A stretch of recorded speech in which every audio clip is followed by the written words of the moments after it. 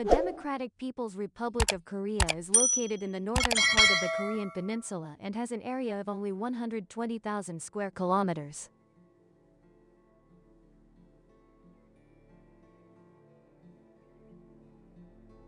The Republic of Korea is slightly more than one-third of our country. This country experiences many strong winds because there are many mountain ranges running consecutively along the Korean peninsula. And it is estimated that about 80% of the terrain of the Democratic People's Republic of Korea consists of mountains and highland areas, creating narrow and deep valleys where the wind blows very strongly. And all the mountains of the Korean peninsula with elevations of 2,000 meters or above are located in the northern part of the peninsula, which corresponds to the area of the Democratic People's Republic of Korea. The highest point is the famous Mount Cheonggai, with an elevation of over 2,700 meters above sea level, located on the border between China and Korea. Typically, the temperature in the capital Pyongyang in January is lowest at around -13 degrees Celsius, and even at its highest, it only hovers around 0 degrees Celsius. On average, during the winter months, there are about nearly 40 days of snowfall, and the winter is particularly harsh in the northern regions and high mountainous areas. With all such harsh conditions, can Korea be rich? How rich is Korea? While most of what Western media reports about Korea shows a less positive image, but in reality, beneath the mountains of the Democratic People's Republic of Korea, there are huge treasures. In the minds of many, the Democratic People's Republic of Korea has long been a perpetually impoverished country. But in fact, this nation is very rich in mineral resources. Korea has many types of minerals, estimated to be worth at least $6 trillion. This closed-off country is sitting on a massive resource block that remains untapped. Officials and analysts from South Korea, the neighboring country and brother of Korea, affirm beneath the mountain ranges in the northern part of the peninsula are large mineral deposits. Besides the long-known coal reserves, there are many other valuable minerals, such as iron, gold, magnesite, zinc, copper. For some proven minerals, Korea has the world's second largest magnesite reserves. Only after China, tungsten ranks 6th in the world, and even more surprisingly, according to a study by a British company, Korea also possesses rare earth elements. Rare earth reserves are greater than China. The country that has long dominated the rare earth market, dubbed the key to the development of industries and the future of the world. Rare earths are indispensable materials in high-tech devices along with some other minerals from Korea, from smartphones to missiles. And among the world's statistics, we have long known that rare earths are almost only counted in some countries with high reserves, such as China, Brazil, Vietnam, the US, Russia, but Korea is not among them. So whether this country possesses rare earths or not remains a mystery to be solved.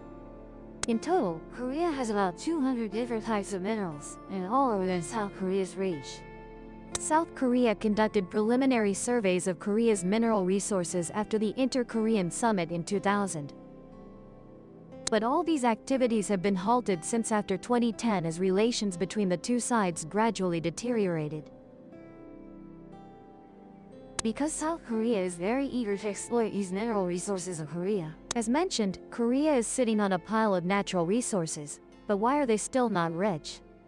That's true that natural resources are abundant but lie underground, why doesn't? Because large-scale mining of these minerals for production requires infrastructure that is currently beyond the reach of the Democratic People's Republic of Korea. They also lack mining equipment. They cannot buy new equipment due to tight budgets, energy shortages. While the power grid of the Democratic People's Republic of Korea is too outdated, currently, China remains the largest customer of the Democratic People's Republic of Korea for mineral exports. Therefore, Chinese companies are believed to have invested in some mines in Korea, especially in the coal sector. Besides China, Russia is also thought to be involved in mineral extraction in Korea. Other countries cannot participate because after consecutive missile and nuclear tests, Korea's mining and mineral export industry is banned under United Nations Security Council sanction resolutions.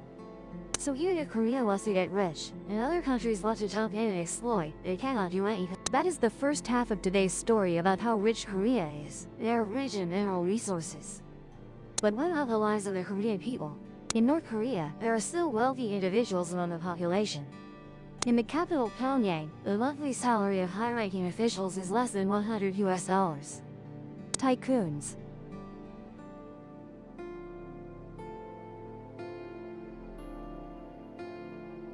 Money masters.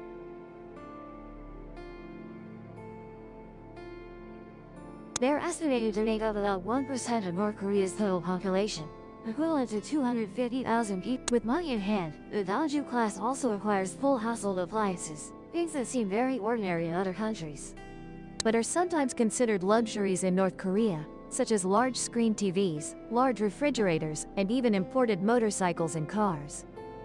Among these, there is an area called Pyeonhadan in central Pyongyang, considered the residence of the wealthy class in North Korea with exorbitant costs.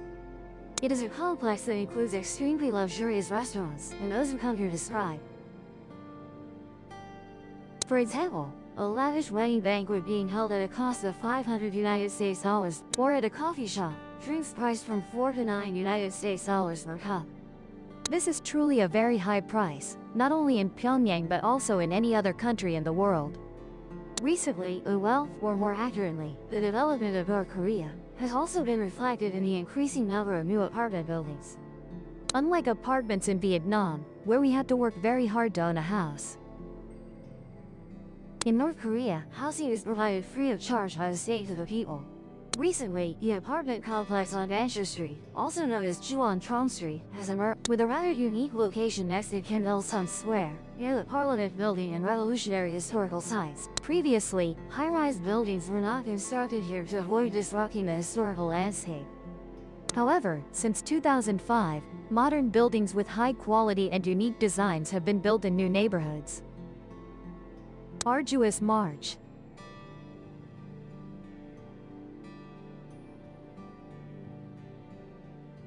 After the arduous march has passed, this shows that North Korea's economic difficulties have become a thing of the past, and the future is coming with innovations.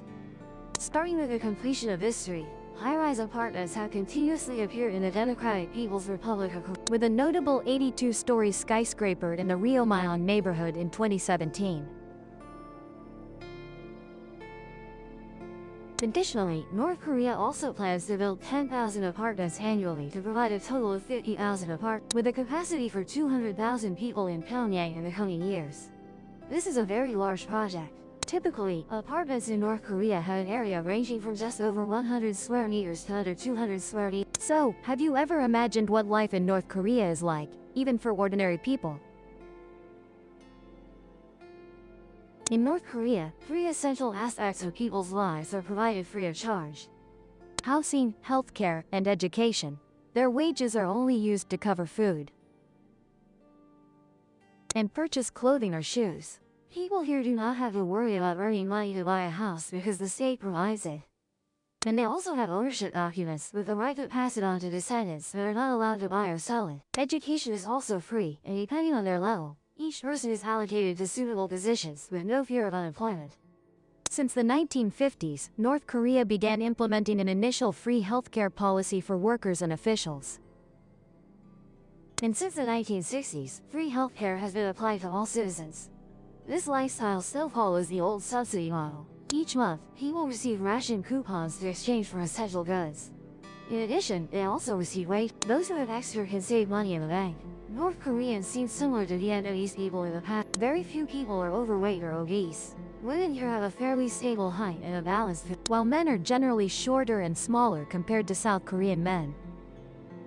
Thank you for your interest in following this story. Indeed, North Korea has enormous mineral resources. They also have a workforce with extremely high discipline.